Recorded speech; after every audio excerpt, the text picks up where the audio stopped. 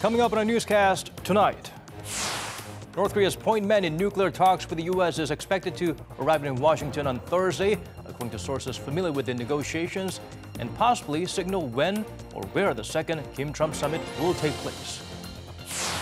From short track skating to judo, we're learning more female athletes here in the nation have been sexually assaulted by their coaches. In response, the sports ministry unveils strong measures to root out sexual abuse from the rink, court, track, and field. British lawmakers reject Prime Minister Theresa May's Brexit deal. The South Korean government, while expressing confidence the development will have limited impact on global financial markets, plans to have relevant ministries draft contingency plans in order to be prepared for any mass fluctuations in the local securities market. News Center begins now.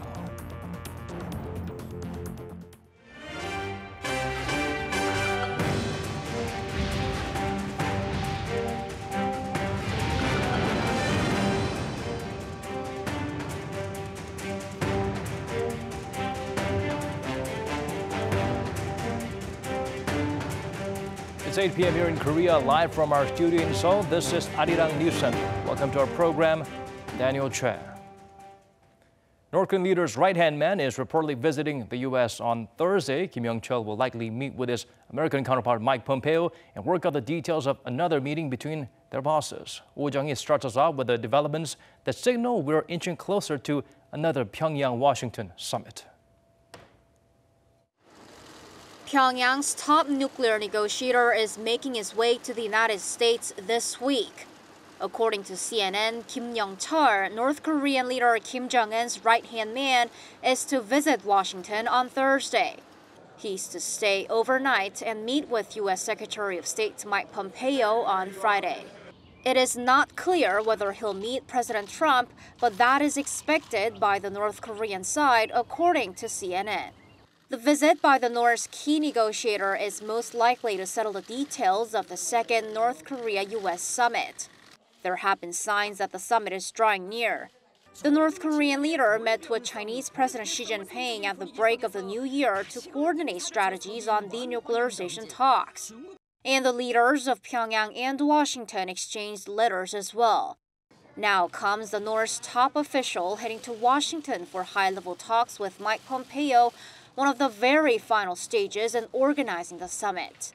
In the case of the first Pyongyang-Washington summit last year, Kim Yong-chol flew to New York for talks with Pompeo 2 weeks before the summit.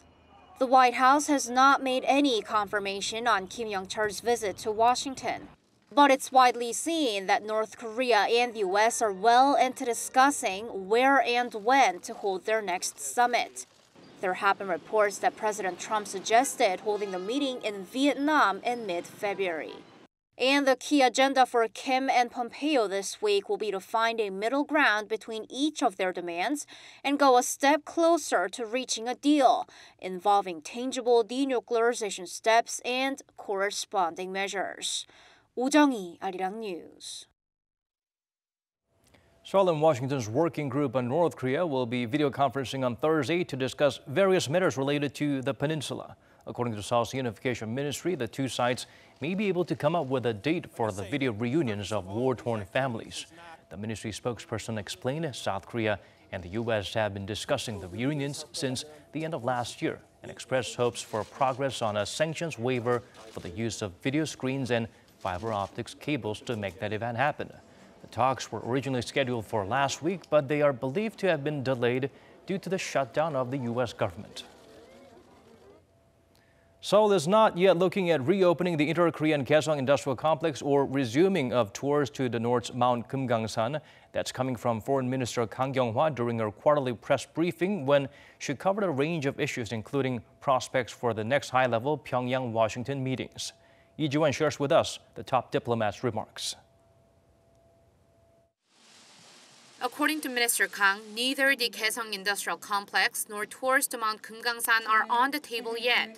Seoul and Washington, she said, are closely coordinating on what Washington might do for Pyongyang as so-called corresponding measures for steps taken by the regime to denuclearize. But ultimately, it depends on what they decide. The Inter-Korean Industrial Park and the tours are things the North Korean leader said in his New Year's address that he is willing to do with South Korea, but both projects are highly likely to violate the sanctions on the North. Minister Kang was asked at the briefing about what reciprocal measures Seoul has proposed to the U.S., and she listed a few. They could include a declaration to end the Korean War, humanitarian aid to the North, and the establishment of a permanent communication channel between the North and the U.S.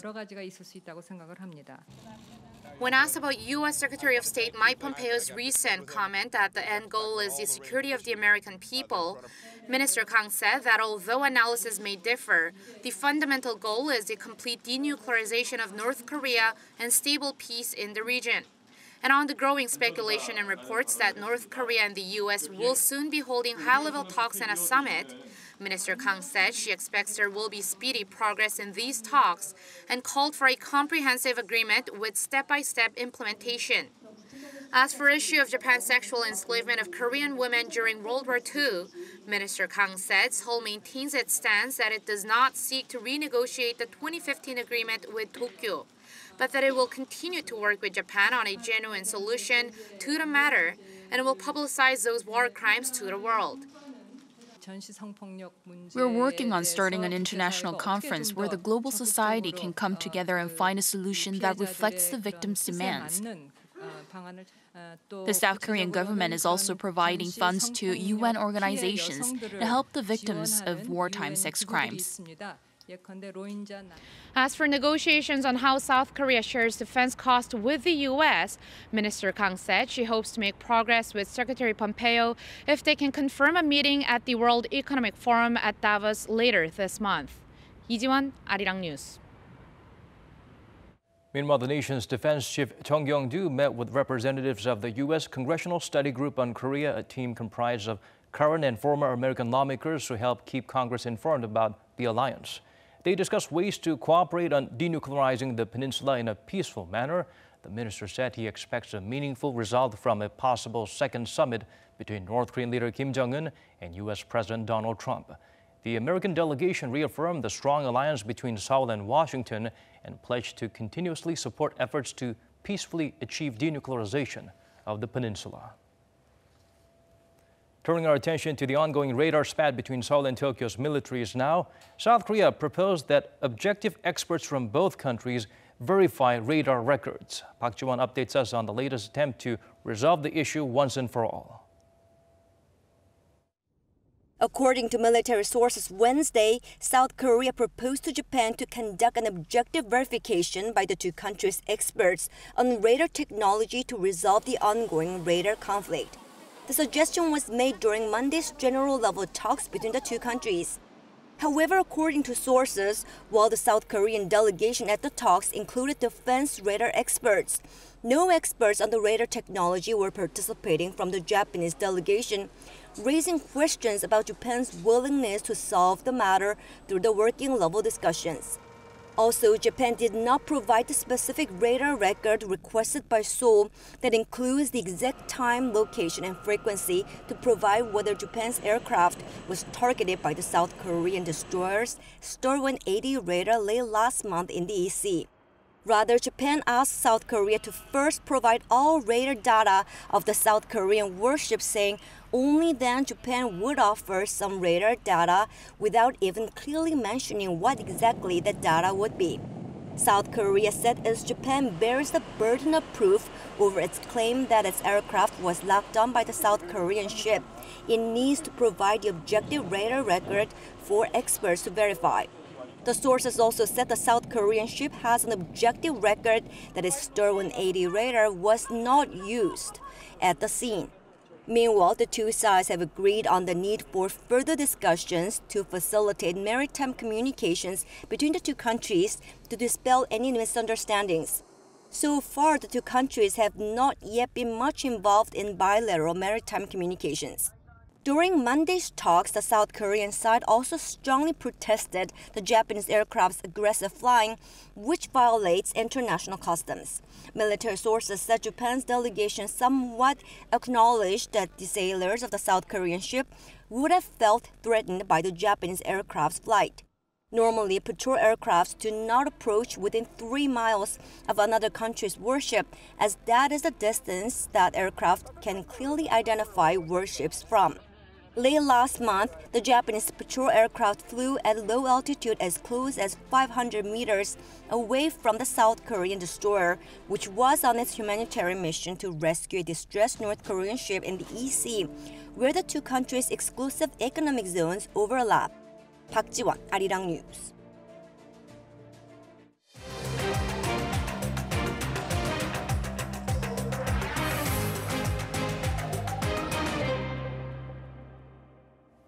Cases of alleged sexual misconduct in the nation's sports sector made headlines recently, prompting the need to crack down on such crimes and come up with ways to prevent them from ever occurring. The sports ministry responded by introducing measures to tackle the issue. Won Jung-hwan outlines what they are. From speed skating to judo, and now allegations of sexual misconduct have spread to taekwondo. In an interview on Tuesday, 33-year-old Lee Ji-hye claimed that she was sexually assaulted dozens of times by a coach who was a former board member of the Korea Taekwondo Association. She told a reporter that she was sexually abused for some 5 years starting in 1998, when she was only 11 years old, and also said that there are 3 more victims out there who suffered the same violations by the coach back then. While the case didn't get much attention last April when she first filed a complaint at a prosecutor's office, it's now in the spotlight following the spread of the Me Too movement into sports after revelations by Olympic short track champion Shim Seok-hee and former judo athlete Shin Yu-young. And amid snowballing claims and revelations, South Korea's sports ministry has unveiled strong measures to root out sexual abuse within the nation's sporting circles. The ministry's sports director said Wednesday that they have requested a probe of the elite training centers to see whether athletes there have experienced harassment, malpractice, or misconduct during their careers. We have requested a probe to Korea's Board of Audit and Inspection for the elite training centers, such as the Jincheon and Taerung sports villages, considering the victims' statements and the public's raise towards the elite sports settings. Also, following the statement that the inspection committee will be led by people from outside the sports community last week, he said they're planning to include the National Human Rights Commission of Korea in the process as well. Other measures include establishing and supporting a sports ethics center specifically focused on misconduct and appointing senior female supervisors to check on the female athletes' well-being at training villages. Won Jung-hwan, Arirang News. At the nation's top office, President Moon Jaein was briefed on this year's economic policies. With the Lunar New Year holiday coming up, the top office also held the talks on ways to make sure people have stable livelihoods. According to Finance Minister Hong Nam-gi, the government will launch 2 corporate investment projects worth $3.4 billion in the first half of this year. He said special grants will be given to struggling industrial regions with high unemployment. The South Korean leader, meanwhile, called for active follow-up measures to help companies launch new investments. The Cheongade vowed to work with the Finance Ministry and the Chamber of Commerce to do more in terms of cutting red tape. The government also plans to set up a new support group for certain industrial sectors like fuel cell vehicles and non-memory semiconductors. On the 23rd, the president plans to meet with economy-related ministers for the second time since holding such a session last month. In the first one, Moon showed he is determined to push ahead with his policy of income-led growth. This time, he will be promoting fair trade, another of the administration's main policies. Minister of Economy and Finance Hong Nam-gi has vowed government support to help businesses invest more and create jobs. He met Wednesday for the first time as minister and the heads of 4 business organizations, including the Korea Chamber of Commerce and Industry, where he said the government's main priority is reviving the economy.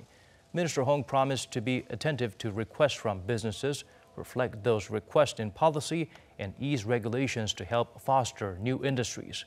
At the same time, the finance chief asked the heads of the organizations to also do their part to increase investment and create more jobs. Over at the UK, the parliament rejected Prime Minister Theresa May's Brexit deal. Here in the nation, the government remains confident the impact on global financial markets will be limited. Still, relevant ministries will draft contingency plans to swiftly prepare for any major fluctuations in the local equities and securities markets. For details, let's turn to our Kim Ji-yeon. Speaking at a meeting on Wednesday, First Vice Minister of Economy and Finance Lee Ho-seung said regardless of what happens with Brexit, its effect on South Korea's real economy will be limited since the country's trade volume with the UK is relatively low. Still, he said uncertainties will increase for some 100 Korean companies currently doing business in Britain. Trade volume between the two countries in 2017 amounted to $14.4 billion, an estimated 1.4% of Korea's foreign trade last year.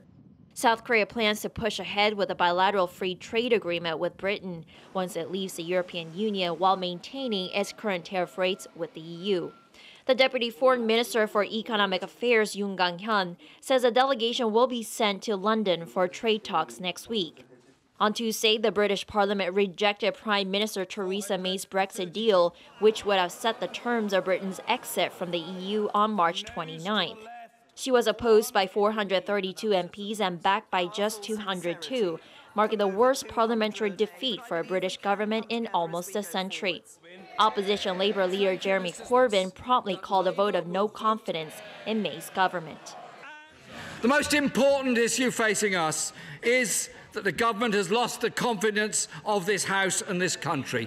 I therefore, Mr. Speaker, inform you I have now tabled a motion of no confidence in this government. And I'm pleased that motion will be debated tomorrow, so this House can give its verdict on the sheer incompetence of this government and pass that motion of no confidence in the government. Prime Minister May says she will go back to the House of Commons next Monday with an alternative plan if she survives the confidence vote. A no-deal Brexit could become a reality if the UK doesn't come up with an alternative by the March deadline. That would mean the UK cuts ties with the EU without a transition period, something May's government believes would be hugely damaging. Kim Ji-yeon, Arirang News. Back in September, lawmakers passed a bill aimed at easing IT firms' ownership cap of internet-only banks. After Cabinet's approval last week, the law is set to go into effect starting Thursday. Our Ko Ryuni talked to some experts on what this means for the South Korean economy. Internet-only banks offer online banking and financial services without requiring physical offices. And one of the two internet-only banks in Korea is KakaoBank, operated by Kakao Corporation, best known for its ubiquitous mobile messenger service KakaoTalk. And starting Thursday, non-financial firms in the IT field will be able to hold as much as a 34% stake in these banks, up from the previous 4% cap or 10% without voting rights. This means that Kakao Corporation can increase the amount of funds supplied to its own bank in the near future, which will lead to the creation of more financial products and services. The new law comes after President Moon Jaein pushed for vitalizing the internet-only bank industry in order to promote innovative growth in the nation's economy. Experts say the move will create a more competitive environment in the bank industry and provide better services for the public. Korea's bank industry can be described as a market with limited competition that is dominated by some major players. Limited competition can mean less benefits for consumers. With the vitalization of these banks, analysts forecast lower interest rates and easier loan procedures. But others are skeptical about the change. Under the new changes, Kakao will end up having the framework to make arbitrary decisions. We don't know whether this will turn out good or bad in the future, but I don't find this to be an optimistic picture. Despite the changes, KakaoBank still needs to overcome some hurdles. For instance, the Financial Services Commission needs to approve the firm that wishes to hold more than 10% of the bank shares. The approval process not only includes looking at financial records, but also records of any violation of the nation's Fair Trade Act. Ko Ryuni, Arirang News. The Korea International Trade Association conducted a survey on the country's exporting companies. The firms were asked about expectations of outbound shipments growth for the year. According to our Kim Hae-sung, most were quite optimistic. 2 out of 3 Korean exporters expect their exports to increase this year. According to a survey by the Korea International Trade Association on nearly 990 companies with annual exports worth more than $500,000, 68.1% expected exports to go up on year in 2019. Nearly 40% predict exports to go up by a range of 0 to 5%, 20% expected them to go up by 5 to 10%, and another 8% expected exports to go up by more than 10%. Companies said exports of daily necessities, chemical goods, and electrical goods are likely to increase, while exports of cell phones, wireless communication devices, plastics, and steel are likely to fall this year. Regarding factors that could affect exports, 41% of the respondents pointed to fluctuations in exchange rates and raw material prices as the biggest challenge. 19% pointed to rising global competition, and another 19% pointed to the U.S.-China trade dispute as challenges. As for new export markets, respondents chose Southeast Asian countries as the most preferred market given its strong growth potential, followed by the European Union and Latin America. They added that getting market information through overseas networks and finding new buyers are most needed factors when expanding into new markets. Kaesong, Arirang News.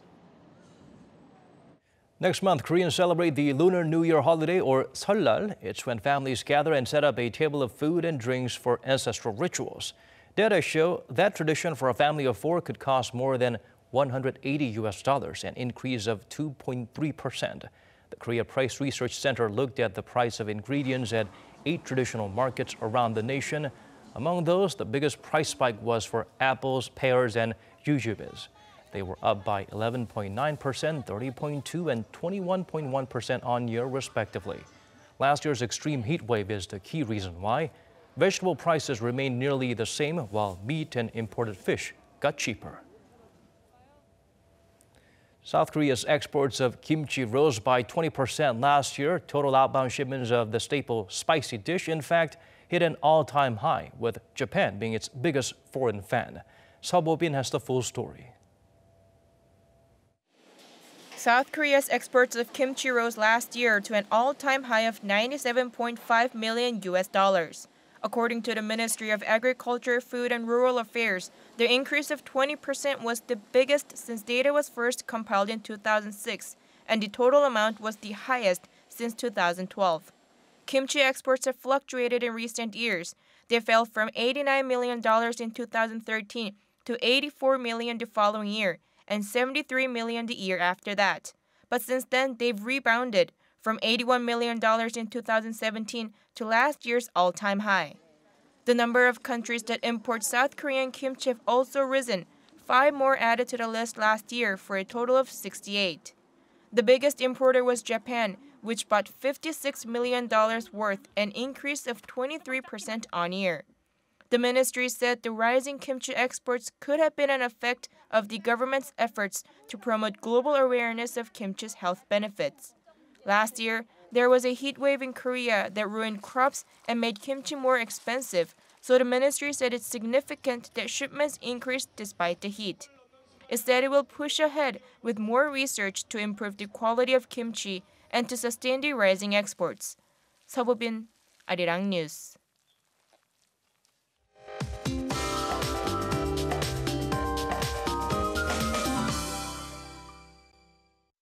Time to turn to Michelle back at the Weather Center for the updates you need. Michelle, considering the cold snap this morning, our temperature recovered fast this afternoon. That's right, Daniel. Now, the warm westerly wind has relieved this morning's freezing cold weather. Now, the low tomorrow morning will be similar to today's high, rising above the seasonal average by the afternoon. Partly cloudy skies will clear up into the afternoon here in Korea, also in Beijing and also in Tokyo. Southern cities such as Busan almost reaches into the teens, while the Tokyo gets up into 11 degrees Celsius. The nation will mostly begin below zero in the mornings, or kicking off at -2 degrees Celsius. Chuncheon will be colder at -6 degrees. The clouds will slowly clear into the day, with highs marking down between 4 and 8 degrees. Seoul rising up to 4 degrees and Busan and Jeju rising up to 8 and 7 degrees respectively. There's going to be a few temperature drops on Friday morning though, but it'll still be within the seasonal norms. And as the westerly wind continues, the mild weather will stay on for now. And the air quality will stay fine until tomorrow, but figures will rise a little starting Friday evening. I'll leave you with the weather conditions around the world.